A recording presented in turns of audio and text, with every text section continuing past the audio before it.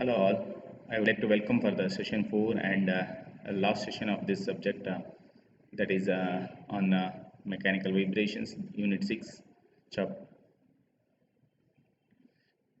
So at the end of this session you will learn what is the critical speed or whirling speed of a shaft. So content which are covered in this session are critical or whirling speed of a shaft. So here you can, before going to the actual sessions of this, that is critical whirling speed, we let us summarize the things which we have discussed in the previous session. Uh, Here you can see in the previous session we have discussed different types of vibrations. So in the that is in the these are there are three kinds of vibrations as we have know, and the first one is free or natural vibrations, and then second one is a forced vibration, and the third one is damped vibrations. You can see in the free or natural vibrations, the body starts vibrating after giving an initial displacement without any external force, and the amplitude of the frequency decreases as the time gradually decreases over the time. So in the forced vibration, the body or the spring or an elastic member will vibrates due to the force applied continuously. There will be a disturbing force to vibrate the body, and then in the forced vibration the amplitude of the vibrations remains constant throughout the cycle.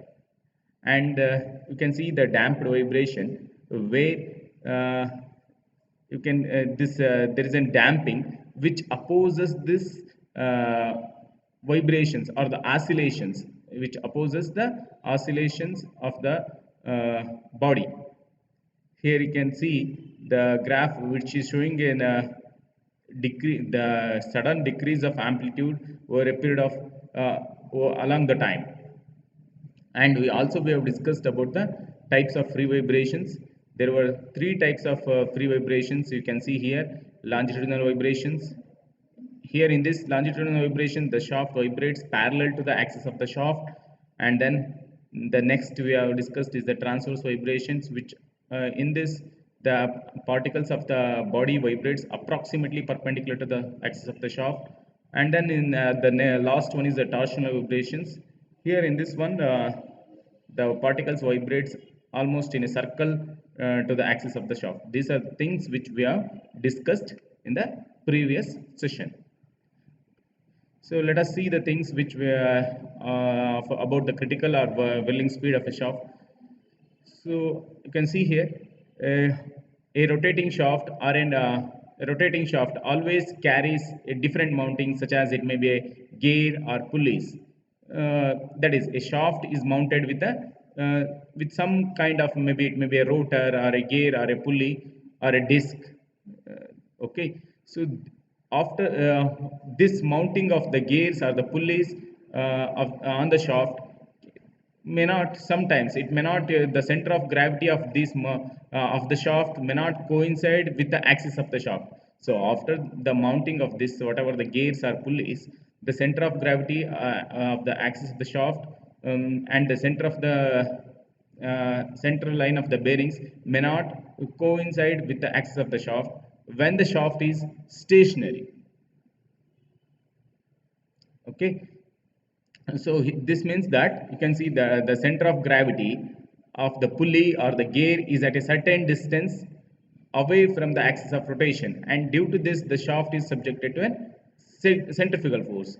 That is, the center of gravity of the shaft and then the center of gravity of the pulley or the gear is at a certain distance, which is dislocated, or which is at a away from a small distance by from the axis of rotation.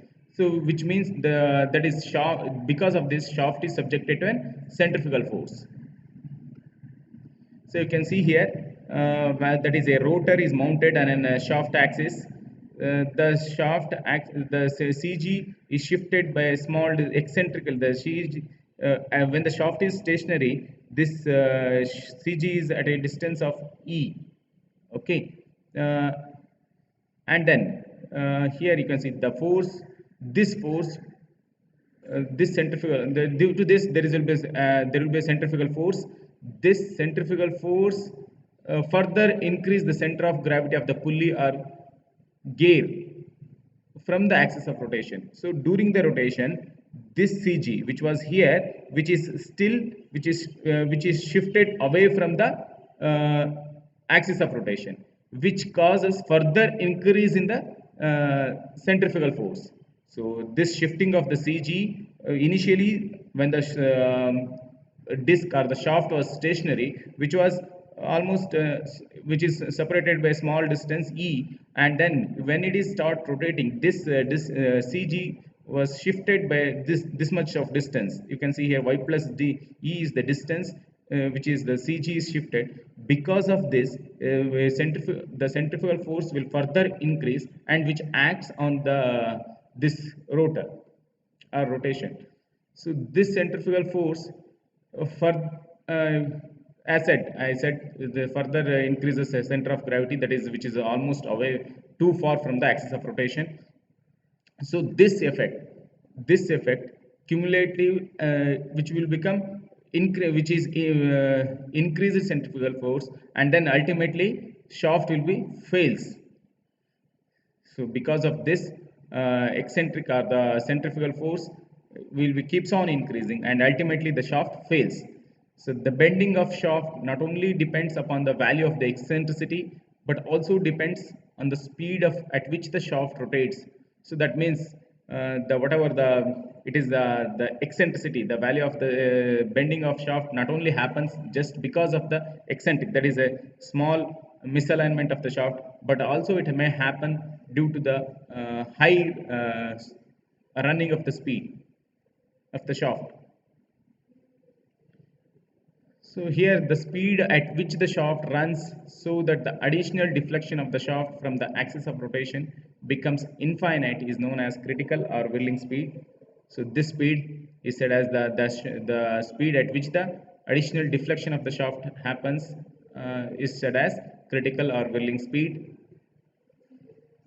So these are some reasons for whirling. So eccentric mounting of flywheel or disc or rotor. So if a shaft or the disc or a flywheel which is eccentrically mounted from the axis of rotation is the main reason, or lack of straightness of the shaft is the one more reason for the whirling.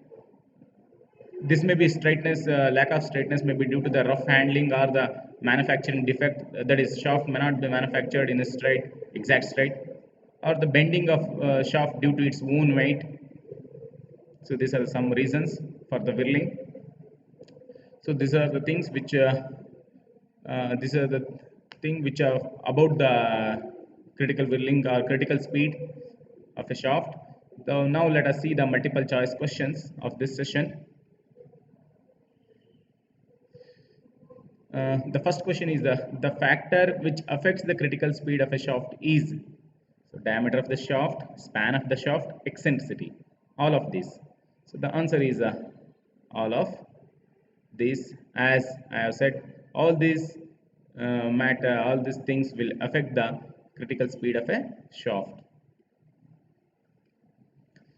The center of gravity of a pulley lies on the same line as the axis of shaft when the shaft is unbalanced. True or false? The statement. So it is the answer is false. The center of gravity, if the shaft is unbalanced, then the CG of the will shifts by a small distance. Or the critical speed is expressed in rotation of the shaft in degrees, rotation of the shaft in radians per second, rotation of the shaft in minutes, the natural frequency of the shaft. It is expressed by, the answer is by the natural frequency of the shaft. The speed at which the shaft runs, so that the additional deflection of the shaft from the axis of rotation becomes infinite, is known as what? It is a critical speed or natural speed. So it is, as we have discussed, it is said as That is answer is A, that is critical speed of a shaft. The next question is the bending of the shaft is due to misalignment of shaft, manufacturing defects, excessive loading, all of the above. So the answer it would be all of the above. For all of this, the shaft bending may happen. Okay. So these are the thing. Thank you. This is the last session of this subject. Thank you. Thank you for the patience listening. And these are the things which I have referred for this session. Thank you.